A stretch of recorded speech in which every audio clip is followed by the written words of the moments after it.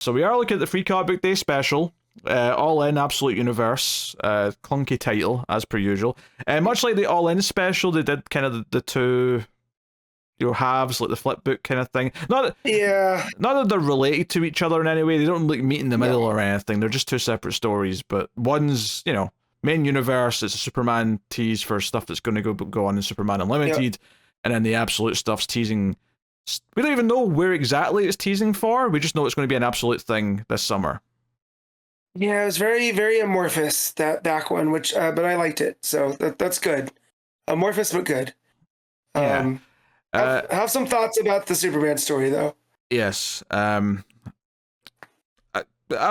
just sort of glancing at it. Obviously, this is Dan Slott writing, RAFAEL Albuquerque on the art, which is interesting for Superman. It's definitely I don't want to say grittier, but there's definitely a more kind of styled touch to it versus what I typically think of when I think of Superman art.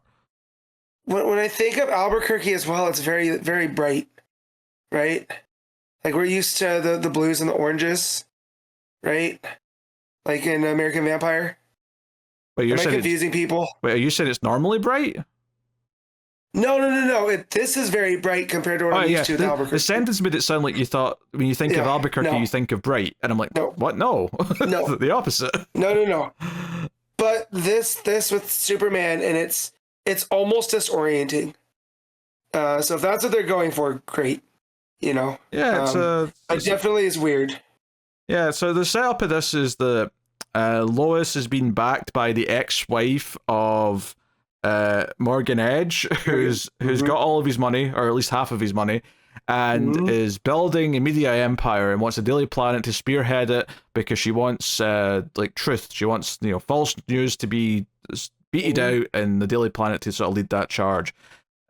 Superman has to fly off to deal with a carjacking. There's a bit of comedy here because one of the carjackers thanks Superman for stopping a tornado or something in another city because his aunt lives there. It was Titano. Oh, sorry, it was Titano. In Star City, yeah. And he goes, "You remember that?" And he's like, "Yeah, you saved my aunt. It's my favorite aunt, so thanks." Yeah. So at least Slott is getting the back and forth between Superman and people down. I appreciated that. Yeah, I'm mixing my books up because the Outsiders issue I just read had a tornado Superman related thing in it. This is the problem when I read 12 books back to back in one day. A lot. They all blur. Also, mom's not watching your kid, and the kid falls in the lion enclosure at the zoo. So Superman's got to get in there and hold off the lion from the kid. Yeah, that comes up next. It's basically just a montage, effectively, of Superman going around doing Superman things, and those are two of the things you see. The thing that I would point out here is that a couple of the panels when Superman's flying, the jawline is very like the Alex Moore version. No, not Alex Moore. Alex Ross, that's the word I'm looking for. You're throwing names together. Yeah, the Alex Ross version of Superman with the big, strong jawline. Yeah. There's definitely some of that going on for this Superman. Also, Frank Quitely in All-Star Superman. Oh, yeah. I was getting a lot of that, too. Yeah, so, he saves a boat, he saves a plane, he did a whole bunch of things. He goes to a busker who's singing about Metropolis and says he likes her music and tips her. It's all very sweet, and he's called up to the Watchtower to deal with something. So there's not actually that much plot. It's mostly just, I feel like this story here is doing two main things. It's setting up this new Daily Planet, status quo, right? Does that at the start, and then at the end it sets up this thing in space, which he's going to go off and see. Everything in between is basically just Slott getting his Superman 101 moments out. Yep. Putting out those classic style moments, and that's all it is. Yeah, and it feels like he understands the character, which is good. And I know Slott has a reputation amongst Spider-Man fans and whatnot. I mean, I never really read his stuff, so I can't. I'm going into this fresh. But as a Superman fan, it feels spot on. So, we'll see where it goes to. Yeah, I mean, I have no real complaints about how he handles the dialogue of the characters, narration or anything like that. Everything felt more or less right. Where Slott maybe falls down is some of his long-term plot plans. At least that's how, from what I read of his Spider-Man, which admittedly wasn't a lot of it, that was kind of the thing that came up. But basically, there's a big effectively an asteroid, although it's this perfect sphere, which should have been a hint that something's afoot. But there's Something's up. Yeah, something hidden for Earth, and it's made of this rare alien metal, which is hard to spot, and that's why they didn't see it until it's really close. Yep.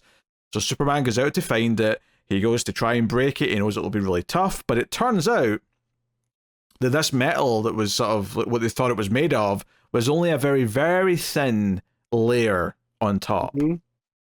So when he punches it, that outer layer shatters, and the big reveal at the end is that it's a giant ball of kryptonite. And now he's out there, stuck with it. He's weakened, and it's still on its way to Earth. The meteor threat is still a problem because it's still a huge hunk of rock. It's still on trajectory. Yeah. So yeah. This art in space is what I'm more associative of with Albuquerque.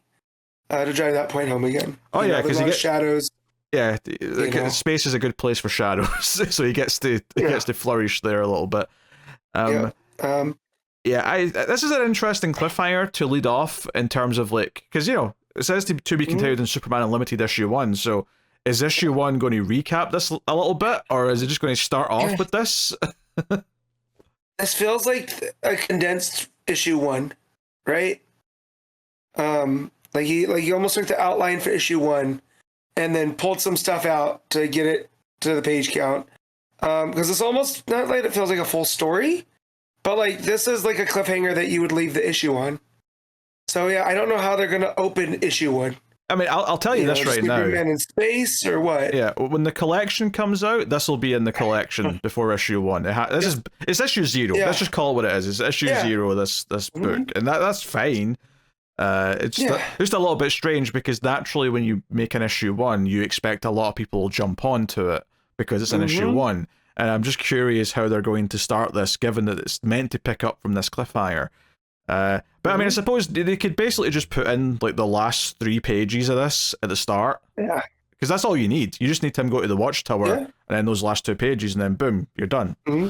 So. Yeah, and he mentions that the outer shell is made of Intertron, or Intertron, which is big in the Legion timeline, but it's not really known now. So again, there's something afoot. Superman realizing something right before it happens.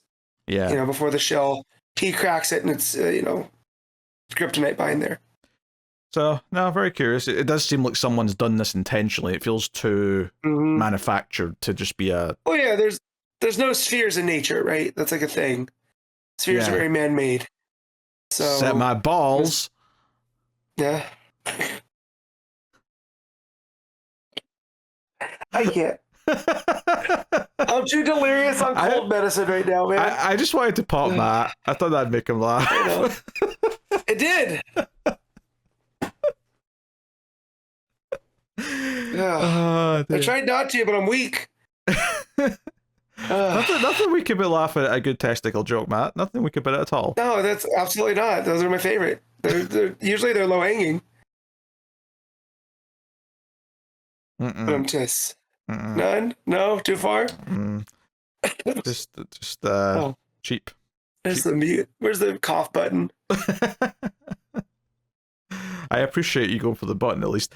So the second half of this is the absolute side of it, and it's a story called Mirror Mirror, by Jeff Lemire writing and Giuseppe Camuncoli on and also Stefano Nesi. They're both on art. One's on layouts, one's on finishes.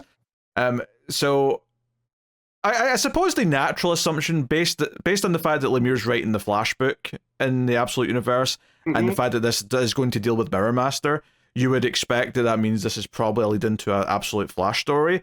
But it also kind of feels like it's a little bit bigger than that as well. Like it's going to have ramifications on the entire thing a little bit. Yeah, because it's in case you're not reading Absolute, here's some quick hits. And then a little bit of, breadcrumbs to something bigger. Yeah. But I like that. But I like that it's Lemire because we only have his Flash, right? And he's getting to touch in on Superman, Batman, and Wonder Woman in the Absolute Universe. Yeah, so basically what this actually is it's just like a character narrating who is like watching Batman do stuff in Gotham, and he's coming out of the puddle, right? And as you sort of get into it, you realize he's coming out of the reflection in the puddle. So he's basically just commenting on Batman, and we see him hunt down criminals, and he talks a little bit about how, oh, you know, he came up from nothing, from being poor, and became powerful. And then he's in Smallville, and he sees Superman destroying a tank, and he talks about this outsider, and, you know, him wanting to fix everything. And then he talks about Wonder Woman when he goes to Gateway City, and we see him in the reflection of the blade, you know, the big sword, and talks about how she's a warrior, and she's got magic, and how that's different. And then he kind of mentions, oh, there's others all over the universe, and we see, like, you know, this glass shatter page of a little bit of Green Lantern in one corner, a little bit of Flash in the other, a little bit of Absolute Martian Manhunters even there. And it's basically just Mirror Master is tracking all these people, and he's got a big Omega symbol on his wall, and he's got the murder board style string and photographs around it. He's basically trying to figure out what's going on in the universe and why all this is happening. But the big cliffhanger, so up until this last page, all this really was, hey, you're not reading the Absolute books, here's kind of a little tease of all of it, just to make you sort of be tempted to want to go try it. And then the final page is, out of the mirror comes the regular Mirror Master from our universe, because the one in this universe has got like a hood, and he's got goggles, and he looks very different. And then we see our Mirror Master, and he's like, hey, how about you show me your world and I'll show you mine. So it's kind of interesting that the first characters to start going between is going to be a villain, and in particular Mirror Master, which I guess with his power set, maybe that's why he can travel between these, is because he's going through the mirror dimensions and whatnot. And it keeps the Flash tradition of merging the two worlds, right? Because that's where the JSA and JLA first came together. That's true. The Flash of two worlds. So that keeps that going. Back to their murder board, there's a Helm of Fate down there, right? There is. And that's something that we haven't seen yet there. And also something about the Temple of the Fourth World. Yeah, there's a bunch of notes, post-it notes and stuff on the wall. There's who really is Lazarus?